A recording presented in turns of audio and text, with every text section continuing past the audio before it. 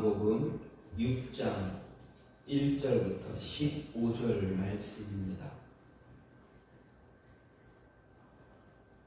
그 후에 예수께서 디베랴의 갈릴리 바다 건너편으로 가시매 큰 무리가 따르니 이는 병자들에게 행하시는 표적을 보았음이로라. 예수께서 산에 오르사 제자들과 함께 거기 앉으시니 마침 유대인의 명절인 유월절이 가까운지라. 예수께서 눈을 들어 큰 무리가 자기에게로 오는 것을 보시고 빌립에게 이르시되 우리가 어디서 떡을 사서 이 사람들을 먹이겠느냐 하시니, 이렇게 말씀하시면 친히 어떻게 하실지를 아시고 빌립을 시험하고자 하심이라. 빌립이 대답하되 각 사람으로 조금씩 받게 할지라도 200데나리온의 떡이 부족하리이다. 제자 중 하나 곧 시몬 베드로의 형제 안드레가 예수께 여짜오되 여기 한 아이가 있어 보리떡 5개와 물고기 2마리를 가지고 있나이다. 그러나 그것이 이 많은 사람에게 얼마나 되겠사옵나이까. 예수께서 이르시되 이 사람들로 앉게 하라 하시니 그곳에 잔디가 많은지라 사람들이 앉으니 수가 5,000명쯤 되더라.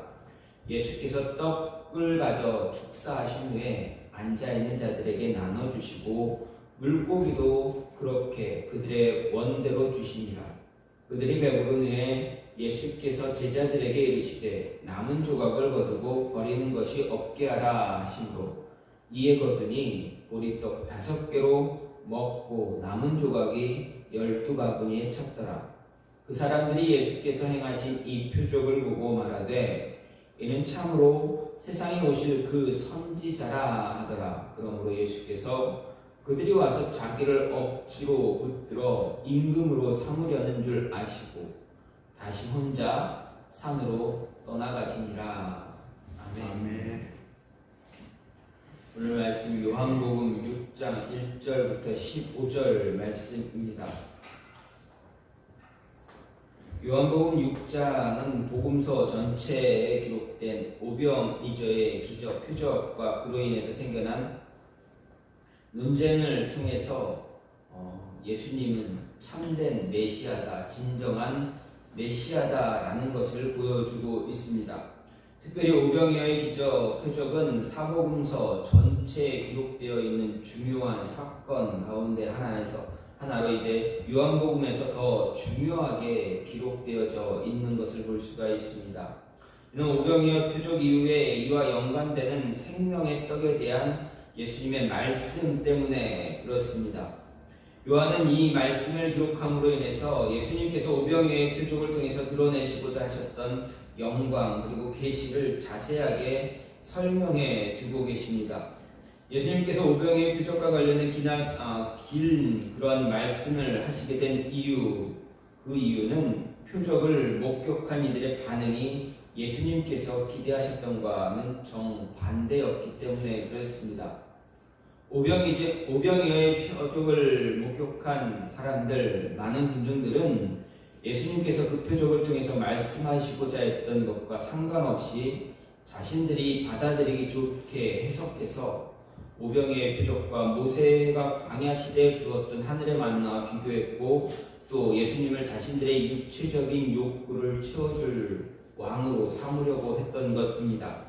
하지만 예수님은 오병이어의 표적을 통해서 의도하신 그것은 영적인 메시아로 자신을 믿는 자들에게 영생을 주는 생명의 떡인 사실을 드러내기 위한 것이었음을 알아야 합니다. 어쨌든 오병이어 사건을 기점으로 예수님을 따르던 많은 무리들이 어느 순간 예수님께 실망하고 떠나가는 그런 계기로 되었습니다. 오병이어 사건 때까지는 정말 많은 사람들이 예수님을 따르려고 따라왔고 찾아왔습니다. 그런데 이 사건을 통해서 많은 사람들이 예수님을 떠나가기도 했다라는 것입니다. 이유가 무엇인가 보게 되면 22절 이하에 나타나는 기록되어 있는 생명의 떡에 관한 말씀을 듣고 정말 어렵고 이해할 수 없는 그 말씀이었기에 사람들이 떠나갔다라는 것입니다. 하나님이 우리에게, 저와 여러분에게, 이스라엘 백성들에게 주고자 했던 가장 귀한 선물, 여러분 무엇입니까? 바로 구원, 영생입니다. 그리고 그 영생이 바로 예수 그리스도이십니다. 예수 그리스도 자체입니다. 그리스도인들은 우리는 성령의 떡이신 예수님을 믿음으로 먹고 마시기를 사모하고 힘써야 합니다. 그를 먹고 마실 때 그가 내 안에, 내가 그 안에 있는 참된 연합을 이루게 되고 그 연합 가운데서 믿는 자는 영원한 생명을 누리게 됩니다. 이런 바른 연합, 예수님과 예수 그리스도와 내가 바르게 연결되어지는 그런 참된 연합을 통해서 영원한 생명을 누리기 위한 오병이어의 기적을 경험하기 위해서 어떤 모습이 필요한가? 아니, 예수님께서 성경에 나타난 많은 이적들, 표적들, 기적들을 나타내셨을 때, 보여주셨을 때 우리 또한 동일하게 그러한 모습 경험하기를 원합니다. 기적이 일어나기를 원합니다. 그러면 그러한 기적 우리가 체험하기를 원한다면 우리의 모습은 어떻게 돼야 되는가, 어떤 모습이어야 하는가 하는 것입니다. 오늘 말씀을 통해서 그러한 모습을 조금 찾아볼 수가 있습니다. 먼저 확신이 있어야 기적을 경험할 수 있습니다. 2절 말씀을 보면 큰 무리가 따르니 이는 병자들에게 행하시는 표적을 보았다라고 사도 요한은 기록하고 있습니다. 여기서 먼저 생각할 것이 있습니다. 왜 큰 무리가 예수님을 따라다녔는가? 왜 예수님을 쫓아다녔는가 하는 것입니다. 성경은 큰 무리가 예수님을 따르게 된 계기에 대해서 예수님이 병든 자들에 대해 행하는 표적들을 그 무리들이 사람들이 보았기 때문이라 분명히 이야기합니다. 예수님이 보여준 이런 기적을 사람들이 보고 어떻게 합니까? 보기만 하고 끝나는 것이 아니라 입을 통해서 입으로 구전되어서 전해집니다. 옆에 있는 사람, 이웃들에게, 가족들에게, 이웃들에게 또 그 이웃들이 돌아다니면서 이것저것 다니면서 사람들에게 전하게 됩니다. 그렇기 때문에 또 그 전해졌던 이야기를 듣고 이야기만 듣는 것으로 끝나는 것이 아니라 찾아와서 보기 원했기 때문에 보기를 위해서 또 찾아옵니다. 그리고 그 기적을 행하는 자를 따르기 위해서 여기저기서 모여들었다는 것입니다. 즉 이스라엘 온 지역에서 예수님이 행하는 그 기적, 그 행하시는 일들, 병 고치시는 일들, 그런 모습들을 그것을 한번 눈으로 경험하기 위해서, 보기 위해서 찾아 모여든 것입니다. 이런 그들에게 예수님은 그들이 원하는 기적이나 표적들을 먼저 보여주지 않으셨다라는 것을 우리는 성경을 통해서 알게 됩니다.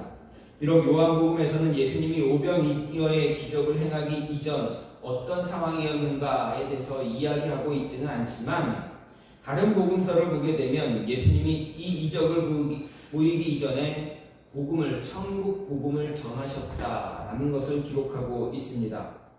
예수님을 보기 위해, 예수님이 행하시는 이적을 보기 위해 몰려든 수많은 사람들에게 예수님이 가장 먼저 행하신 것은 말씀을 전하셨다, 복음을 전하셨다라는 것입니다.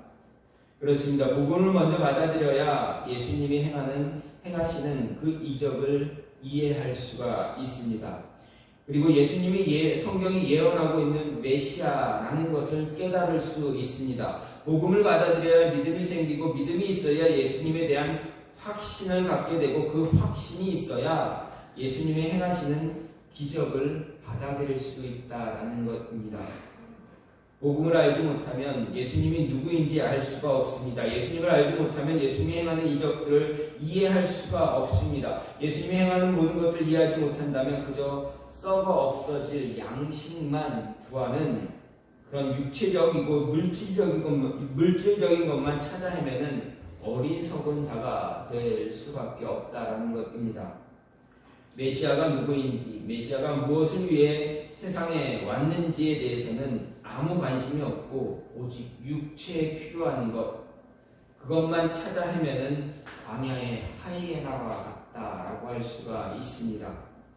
확신이 있어야 기적도 경험하고, 확신이 있어야 그 기적이 왜 나타났는가 이해하고, 그것이 무엇을 의미하는가, 그것이 이 기적이 우리에게 무엇을 요구하는가도 알 수 있게 됩니다. 확신이 있어야 홍해를 건널 수가 있었습니다. 모세는 하나님이 계시기에, 하나님이 일하실 것을 확신했기에 홍해를 건너기 이전에 이스라엘 백성들에게 외쳤습니다. 이제 너희에게 하나님의 행하실 일, 역사를 너희 눈으로 보아라. 먼저 선포할 수 있었습니다. 생각해 보십시오. 모세는 하나님이 애굽으로 가라 했을 때 가지 않기 위해서 발버둥 쳤던 사람입니다. 그런 모세가 이제는 홍해 앞에서 담대하게, 백성들 앞에서 담대하게 외칩니다. 하나님이 일하실 것이다. 너희를 구원하실 것이다. 보라. 확신 있게 미리 선포합니다. 확신이 있어야 요단강도 건널 수가 있었습니다. 말씀을 주셨지만 그 말씀에 대한 확신이 없으면 요단강가에 발을 내디딜 수가 없습니다. 확신이 있어야 여리고 성도 무너뜨릴 수가 있습니다. 확신이 있었기에 여호수아와 이스라엘 백성들은 확신을 가졌기에 하나님이 저 성 무너뜨릴 것이다 라는 확신이 있었기에 여리고성을 그저 아무 말 없이 침묵하면서 돌았던 것입니다. 7일 동안 의심하지 않고 돌았습니다. 아무 말하지 않고 말씀대로 행했습니다. 확신이 있었기에 그 성도 무너뜨릴 수 있었습니다. 확신이 있었기에 광야를 방황할 때 그 광야의 패권을 갖고 있었던, 광야에서 가장 큰 힘을 갖고 있었던 아말렉 족속과 싸워서 이길 수가 있었습니다. 아무 무기 없이 그저 돌멩이를 가지고 싸웠던 이스라엘 백성들이 창과 칼을 갖고 있었던 아말렉을 무찌를 수가 있었습니다. 확신이 있었기에 다윗은 골리앗을 향해 물맷돌을 던질 수가 있었습니다. 그 확신으로 골리앗을 물리칠 수 있는 그런 모습을 가질 수가 있었습니다. 믿음에 대한 확신, 예수 그리스도에 대한 확신, 하나님이 우리에게 은혜를 허락하실 것이다, 기적을 행하실 것이다 라는 확신을 갖고 있어야 기적을 경험할 수 있는 자가 되어준다라는 것입니다. 확신 갖고, 오늘도 그 확신 갖고 하나님의 은혜, 우리에게 주어진 그 은혜를 누릴 수 있는 저와 여러분이 되기를 원합니다. 또 한 가지는 시험을 통과해야 됩니다. 우리에게 하나님께서는 분명히 어떠한 기적을 베푸시기 이전에 한 사람 저와 여러분 모두에게 시험하시는 모습이 있습니다. 아니, 테스트하는 과정이 분명히 있습니다. 그것을 통과해야, 그것을 이겨내야 하나님이 주시는 은혜와 축복을 마음껏 누리며 살아가고, 그 은혜가, 그 축복이 주어진 이유를 또다시 깨닫고 그 이유에 따라서 살아간다라는 것입니다. 오병이어의 기적을 경험하기 위해서 예수님이 기대하신 것, 바로 필요한 테스트를 통과하는 것이었습니다. 예수님은 5절에서 빌립에게 어디서 떡을 사서 무리들로 먹게 하겠느냐 물으셨습니다. 그런데 요한은 예수님이 빌립을 시험해보기 위해서 이 질문을 던졌다고 6절에서 계속 기록하고 있습니다. 그런데 이 예수님의 질문을 받은 빌립의 입장을 한번 생각해 보십시오. 어떻게 보면 예수님이, 여러분이 빌립이라면, 저와 여러분이 빌립의 모습이라면 예수님께서 어디 가서 이 수많은 무리들에게 떡을 사서 먹일 수 있겠느냐 물었습니다. 여러분이 빌립의 입장이라면 어떻겠습니까? 빌립은 아마 황당하고 당황스러웠을 것입니다. 왜 그렇습니까? 생각해 보십시오. 지금 예수님과 제자들, 수많은 무리들이 있는 곳, 사도 요한은 요한복음에서 얘기는 하지 않지만 마태, 마가, 누가 복음을 보게 되면 이곳이 어디인가를 정확하게 기록하고 있습니다. 어디입니까? 빈들입니다. 아무것도 없는 그런 들판입니다. 아무것도 줄 수 없는 곳에서, 그리고 제자들은 예수님을 따라다녔기 때문에 아무것도 가진 것 없는 그런 제자들입니다. 그런 제자들에게 예수님이 이 수많은 5천 명이 넘는 그 수천 명이 되는 사람들에게 어떻게 떡을 사서 먹을 수 있겠느냐 물어보고 계십니다. 그렇다면 이 질문에는 분명한 의도가 숨어 있다라는 것입니다. 예수님은 어떤 의도를 가지고 이 질문을 던진 것입니다. 그 의도에 대해서 요한은 기록하기를 빌립을 시험하고자 한 것이다 말하고 있습니다. 그렇습니다. 예수님은 분명한 의도를 가지고 빌립에게 질문을 던졌습니다. 그리고 빌립은 예수님이 자신에게 던져진 질문의 의도를 파악했어야만 했습니다. 하지만 빌립 어떻습니까? 예수님의 의도 전혀 생각하지 못했습니다. 그냥 있는 그대로 이 많은 사람을 먹이기 위해서는 200데나리온 이상이 필요합니다 라고 대답을 했습니다. 열심히 계산해서 한 사람당 얼마가 필요하고, 그래서 이 사람들 대충 얼마 몇 명 정도 되니 이 정도 이상은 필요하다라고 대답했습니다. 여기서 우리가 알아야 할 것, 어떤 문제가 생겼을 때 상식적으로 해결할 수 없는 문제라면 분명 그 안에는 의도가, 숨겨진 의도가 있다는 것입니다. 하나님은 저와 여러분에게 정말 상식적으로 상식 밖의 문제가 닥치게 상식 밖의 문제를 문제 앞에 놓이게 한다면 분명한 의도가 있음을 기억해야만 합니다.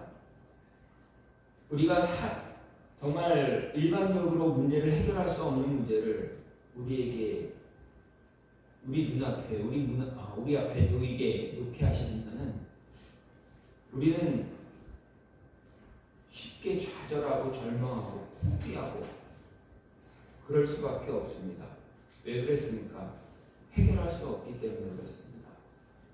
이 해결할 수 없는 문제가 나에게 갑자기 일어나면 하나님께 아무리 부르짖고 기도해봐야 우리는 어렵다라고 생각하기 쉽습니다. 그렇다면 그 안에는, 그 문제 앞에는 분명한 의도가 있다, 또 다른 무언가가 있다라는 것 생각할 수 있어야 합니다. 예수님은 빌립이 그 의도를 깨닫기를 원했습니다. 지금까지 예수님을 따라다니면서 보았던 그 모든 것들을 통해서 예수님이 왜 어떻게 이곳에서, 아무것도 없는 이곳에서 우리에게 어떻게 이 많은 사람들을 먹이라 하는가? 예수님이 말씀한 의도가 무엇인가? 왜 이렇게 이야기했었을까? 라는 것 생각할 수가 있었어야 합니다. 예수님은 분명히 의도를 가지고 테스트하기 위해서였다라고 이야기하고 있습니다. 그 테스트 통과해야 기적을 경험할 수가 있다라는 것입니다.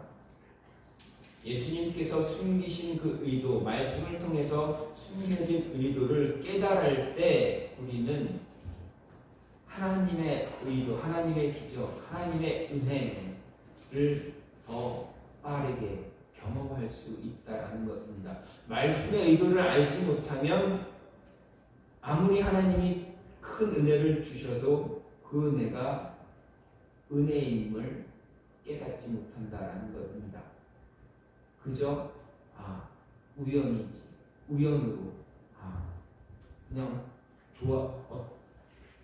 어떤 좋은 기회가 돼서 그렇게 됐다라고 넘겨버릴 때가 많기 때문입니다.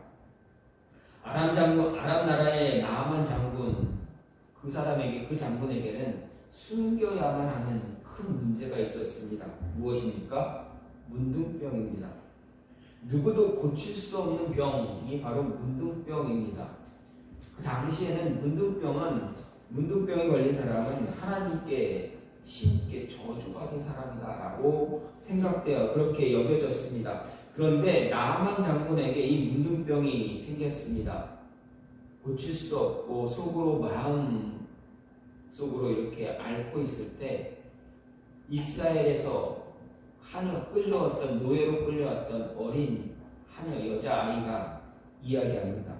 우리나라에 가면 엘리사 선지자가 있는데 그 선지자는 이 병을 고칠 수 있습니다 라고 이야기합니다. 그렇기 때문에 나아만 장군은 군사를 이끌고 이스라엘로 갑니다. 당시 시대의 상황을 보게 되면 이스라엘은 아람 나라의 군사적으로 보면 약한 나라입니다. 아람이 더 강대국이었습니다. 그랬기에 나아만이 엘리사를 찾아가면 엘리사가 나와서 자신 앞에 무릎 꿇고 또 축복 기도하면서 많은 어떤 제사의식, 어떤 화려한 의식을 행하면서 자신의 병을 고쳐줄 것이다 라고 기대하고 찾아갔습니다. 그런데 어떻습니까? 엘리사는 이 나아만 장군을 문전박대합니다.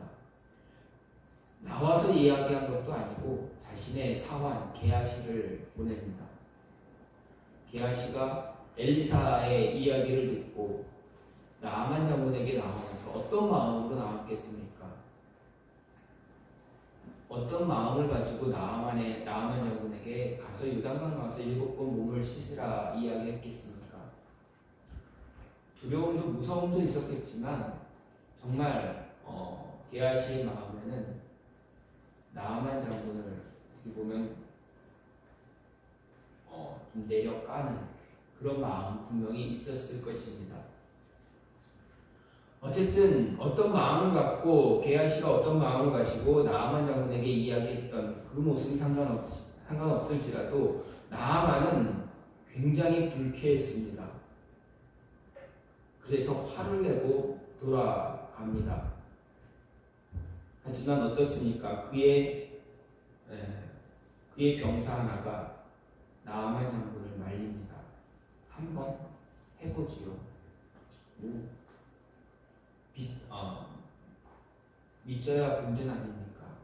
해보고 안 되면 그때 가서 군사를 일으켜서 이 이스라엘 어떻게든 해볼 수 있지 않습니까?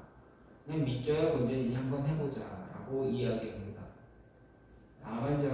나아만은 요단강에 들어가서 한 번, 두 번, 여러분 한 번 들어갔다 나갈 때 조금 뭔가 변화가 생기면 혹시라도 이렇게 하면서 계속 들어갔다 나올 겁니다. 그런데 아무 변화 없습니다. 그 마음 속에 막 들끓고 있는 마음, 분노가 계속 차올랐을 것입니다. 6번째까지도 마찬가지였을 것입니다. 그런데 마지막 7번째 그래 한 번만 더 참고 하자. 들어갔다 나왔더니 나올 때 어떻게 됩니까? 그의 살이 어린아이의 살처럼 변했다라고 합니다. 이것은 나아만에게 주어진 하나의 테스트입니다. 그에게 더 큰 은혜와 축복을, 기적을 경험하게 하기 위한 테스트였습니다. 그 테스트를 참고 견디고 해서 지나갔더니 어땠습니까? 살이 어린아이처럼 변한 것입니다. 분명한 엘리사의 의도는 모든 것 다 참고 견뎌야 기적을 경험할 수 있다라는 것입니다. 엘리사의 말 속에 숨겨진 의도를 알지는 못했지만 그래도 행해보았더니 기적을 경험합니다. 저와 여러분에게도 분명한 이런 모습들 있을 줄 압니다. 지금까지의 우리의 삶 속에서 분명 하나님이 이거는 하나님이 나를 테스트하려고 했던 그런 모습이었겠구나 라는 모습들 분명 있을 것입니다. 한 차례 이상은 분명히 있었을 것입니다. 왜 그렇습니까? 그 하나라도 여러 번의 테스트 가운데에서도 그 하나만이라도 통과했을 때 지금 우리가 누리는 은혜가 있기 때문에 그렇습니다. 한 번의 시험을 통과했을 때 그 한 번의 시험을 통과함으로 인해서 하나님은 분명 저와 여러분에게 많은 은혜를 주셨습니다.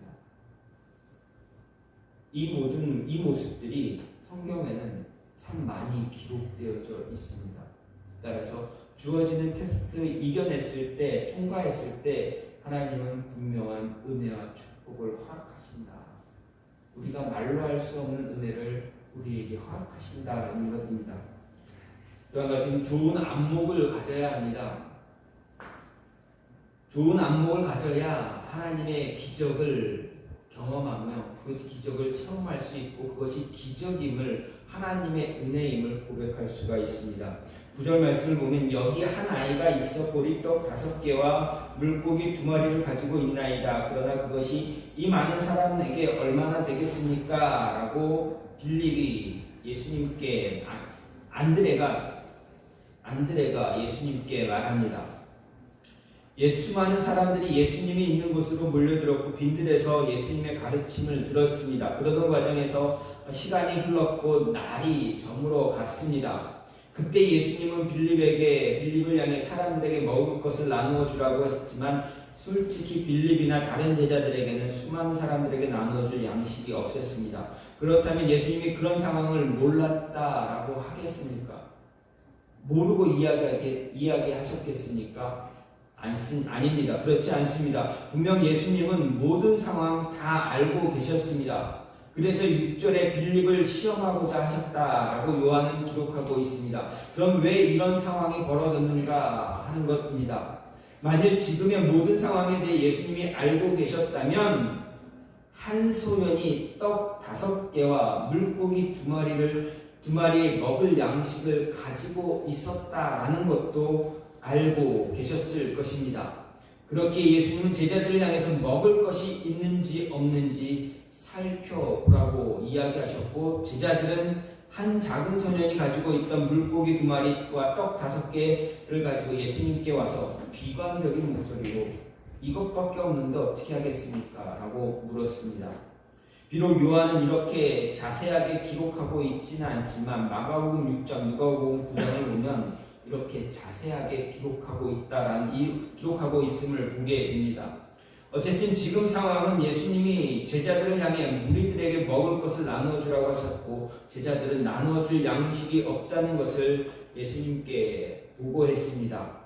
비록 한 작은 소년이 가진 작은 양식이지만 이 수많은 사람들, 수천 명의 사람들 먹일 수 없기에 마을로 보내서 먹을 것을 사 먹고 오게 하자라고 제안했던 것입니다. 하지만 예수님이 원하셨던 그것은 한 소년이 가지고 있던 이 작은 양식을 바라보는 안목입니다. 그리고 예수님을 향한 믿음입니다. 제자들은 지금까지 예수님께서 수많은 병자들을 고치고 여러 가지 이적들을 보여주신 것을 직접 가장 가까운 곳에서 자신들의 눈으로 직접 보았습니다. 예수님이 행하신 일들을 직접 봄으로 인해서 예수님이라면 물고기 2마리 떡 5개로 어떻게 하실 수 있을 거야 라는 믿음을 가질 수도 있었습니다. 분명 이것을 예수님께 드리면 위대한 역사가 일어날 거다 라는 믿음을 가질 수 있었습니다. 작고 보잘것없어 보여도 예수님이라면 이 문제, 지금의 문제 해결해 주실 것이다 라는 믿음과 확신을 가질 수 있어야 했습니다. 그래야 지금까지 예수님과 함께 지냈던 그 시간이 헛된 시간이 되지 않기 때문입니다. 그래서 예수님은 제자들에게 믿음과 확신 그리고 좋은 안목이 얼마나 중요한 것인가 가르쳐 주십니다. 비록 보잘것없어 보이는 작은 양식일지라도 예수님께 드려지면 위대한 역사가 일어납니다. 정말 보잘것없는 작고 보잘것없고 하찮아 보이는 것이 예수님께 하나님께 맡겨진다면 상상할 수 없는 문제, 큰 문제를 해결할 수 있는 실마리가 된다라는 것입니다. 아니 하나님께서 해결해 주신다라는 것입니다. 사르밧 과부처럼 자신이 가진 것은 정말 보잘것없는 것이었지만 자신이 가진 것을 드렸을 때 자신에게 있었던 문제를 다 해결했다라는 것입니다. 그 문제를 해결하는 체험을 경험했습니다. 바르고 좋은 안목을 가졌을 때 작고 보잘것없어 보이는 것이 큰 문제를 해결할 수 있다는 것 잊지 말고 기억해야 합니다. 알아야 합니다. 내 눈에는 작아 보일지라도 하나님의 눈에는 차고 넘칠 정도로 충분한 것이 될 수 있다라는 것 우리는 알아야 합니다. 골리앗의 눈에는 어린 다이, 소년 다이, 보잘것없고 하찮아 보였습니다. 그런데 하나님의 안목에서는 다윗은 어떻습니까? 차고 넘치는 아이였습니다. 하나님의 안목에 다윗은 차고 넘치는 사람이었습니다. 그래서 다윗이 던진 그 물맷돌 하나, 돌멩이 하나로 골리앗은 그 자리에서 쓰러져 죽었다라는 것입니다. 좋은 안목을 가진 자가 기적을 일으키고 기적을 경험할 수가 있습니다. 무엇을 보여지는 우리 눈에 보여지는 것을 보고 무엇을 바라보느냐, 어떻게 보느냐에 따라서 세상은 변하게 되고 내 자신도 변하게 되고 모든 이룰 수 없는, 풀 수 없는 문제도 풀 수 있게 된다라는 것. 따라서 우리는 작고 하찮은 것이랄지라도 그냥 사소하게 대충 넘겨보지 말아야 한다라는 것입니다. 이 소년이 나에게 요구만 이것이 있습니다 라고 이야기했을 때 안드레가 그거 가지고는 안 돼 라고 하고 물리쳤다면 어떻게 되었겠습니까? 기적은 일어났겠습니까? 아니면 일어나지 않았겠습니까? 물론 예수님께서 아시고 안드레를 책망하고 그것을 가져와라 라고 하셨을 수도 있습니다. 어쨌든 안드레는 그 작은 것, 이것 가지고 안 될 텐데 하면서라도 그것을 가지고 예수님께 나아갔습니다. 예수님은 그 작은 것을 크게 보시고 문제를 해결해 주셨다는 것. 사소한 것 그저 넘어가는 것이 아니라 유심히 관찰하고 잘 보고 사소한 행동, 작은 행동 그 모든 것들을 잘 깊이 생각하고 마음에 잘 가다듬을 때 우리는 그것 가지고 문제를 해결할 수도 있다라는 것, 기적을 경험할 수 있다라는 것 잊지 말아야 합니다. 마지막으로 말씀을 알고 기억할 때 우리는 기적을 체험하게 됩니다. 14절 15절 말씀은 당시 군중의 예수님에 대한 이해를 그대로 이야기하고 있습니다. 그들은 광야에서 떡을 먹이시는 예수님의 모습을 통해서 예수님을 신명기 18장 15절에 예언된 모세와 같은 선지자로 이해했습니다. 즉 예수님을 모세가 예언한 메시아로 인정했다라는 것입니다. 예수님에 대한 이들의 이해가 얼마나 날카롭고 정확했는가 잘 보여주는 모습입니다. 그들은 먹을 것만 얻기 위해서 모여든 우매한 군중들만 있었던 것이 아니었다라고 할 수 있습니다. 그들 중에는 예수님을 성경적 배경에서 이해할 수 있는 사람들도 분명히 있었다는 것입니다. 다만 문제는 이들이 예수님의 말씀을 들을 생각은 안 하고 오히려 예수님께 자신들의 뜻을 관철시키려 했다라는 데 있습니다. 모세가 자기와 같은 선지자가 출현할 것을 예고하면서 마지막에 한 말이 무엇입니까? 너희는 그를 들을지니라 라는 것입니다. 즉 그의 말을 들으라, 그 말씀을 들으라 라는 것입니다. 이 말이 의미하는 것, 모세와 같은 선지자라고 해서 모세와 같은 일을 강요하는데 모세의 예언이 강조점이 있는 것이 아닙니다. 모세와 같이 자기들을 로마 제국주의의 압제로부터 해방시켜 달라 요구하는데 모세의 예언에 핵심이 있는 것이 아닙니다. 모세가 한 말은 장차 메시아가 자신과 같은 선지자로 오는데 가장 중요한 것은 그의 말을 들어야 한다라는 것입니다. 나와 같은 선지자가 너희를 위해서 올 것인데 그의 이야기, 그가 전하는 말씀, 그 말씀 귀 기울여 들어야 한다라는 것입니다. 자기에게 뜻이 그렇게 불순종하지 말고 그때에는 순종해야 한다라는 이야기입니다. 생각해 보십시오. 이스라엘 백성들이 왜 광야에서 다 죽었는가? 1세대, 출애굽 1세대가 왜 다 죽었는가? 생각해 보십시오. 그들은 구원하신 하나님의 능력이 부족했기 때문이라 생각했습니까? 모세가 실수했다라고 생각했습니까? 아닙니다. 결론적으로 이스라엘 백성들이 모세의 말을 듣지 않았기 때문입니다. 모세의 말을 지긋지긋하게 듣지 않았던 목이 정말 곧았던 백성이었기에 광야에서 죽을 수밖에 없었다라는 것입니다. 이런 역사를 통해서 이스라엘 백성들이 배워야 할 것, 메시아의 말에 집중해야 된다. 예수님의 말씀에 집중하고 순종해야 한다라는 것입니다. 우리 또한 마찬가지입니다. 말씀 기억하고 순종해야 합니다. 주신 말씀 잘 들어야 합니다. 말씀 잘 듣지 않으면 말씀을 통해서 우리에게 주어지는 은혜를 우리가 놓치게 된다는 것입니다. 은혜가 주어졌는데 그것이 은혜인 줄 모르고 넘어갈 때가 많습니다. 은혜가 주어졌는데 은혜인 줄 모르고 하나님께 계속 하나님 은혜 달라고 기적 경험하게 달라고 이렇게 때를 쓰는 그런 어린아이와 같게 되어진다는 것입니다. 그 모습 갖지 않기 위해서는 말씀을 잘 기억하고 말씀을 잘 들어야 한다는 것입니다. 여러분, 저도 그렇지만 여러분도 기적, 우리의 삶에서 기적이 일어나길 바랄 것입니다. 문제가 있습니다. 그 문제가 한순간에 확 다 해결돼서 더 이상 어려움 없는 그런 삶을, 힘들지 않은 삶을 살기를 원할 것입니다. 그럼 어떻게 해야 됩니까? 하나님의 말씀에 대한 확신이 있어야 됩니다. 주신 말씀을 확신 있게 붙잡을 줄 알아야 합니다. 말씀 잘 기억해야 합니다. 말씀을 잘 들어야 합니다.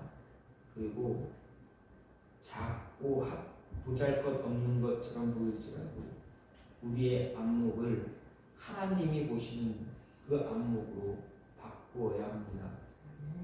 그런 안목 가질 수 있게 해달라고 기도해야 합니다. 그리고 때때로 나는 모르겠지만, 그때는 몰랐지만, 그게 하나님의, 나를 향한 하나님의 테스트였구나. 내게 더 큰 은혜를 주기 위한 하나님의 테스트였구나. 그 테스트를 그때그때 깨달을 수 있는 안목도 필요하다라는 것. 그래서 그것을 통과할 수 있는 믿음의 사람이 되어줘야 한다라는 것입니다. 어떤 목사님이 설교 가운데 이런 말씀을 하셨습니다. 아브라함이 믿음의 조상이 될 수 있었던 것, 그것은 그에게 수많은 시험, 테스트의 과정이 있었지만 한 번 통과했기 때문에, 한 번 잘 그 테스트를 이겨냈기 때문에 믿음의 조상이 됐다. 큰 축복을 얻었다라고 이야기하셨습니다. 그렇습니다. 아브라함은 믿음의 조상이 되고 축복의 근원이 될 수 있었던 것은 하나님이 그를 향한 테스트, 아들 이삭을 번제물로 바치라는 그 테스트를 받고 그것을 통과했기 때문입니다. 생각해 보십시오. 자신을 고향 땅에서 이끌어낸 하나님이, 그리고 100세에 주신 아들을, 살아있는 아들을 제물로 바치라는 것, 여러분 이게 상식적으로 가능합니까? 상식적인 일입니까? 그렇지 않습니다. 분명 아브라함은 하나님의 의도가 있겠다 확신했습니다. 내가 이 아이를 번제물로 바칠 때 하나님은 이 아이 죽이지 않으실 것이다 라는 확신이 있었습니다. 왜 그랬습니까? 너와 사라를 통해서 태어난 아이를 통해 내가 큰 민족 이루겠다라고 말씀하셨기 때문입니다. 하갈을 통한 이스마엘도 아니고 또 아브라함 종을 통해서도 아니고 사라를 통해서 태어난 아이, 그 아이를 통해서 큰 민족 이루겠다 분명히 말씀하셨기 때문입니다. 아브라함은 그 말씀을 기억했습니다. 말씀을 알았습니다. 그렇기에 조금도 주저하지 않고 아들 이삭을 향해서 칼을 들었다라는 것입니다.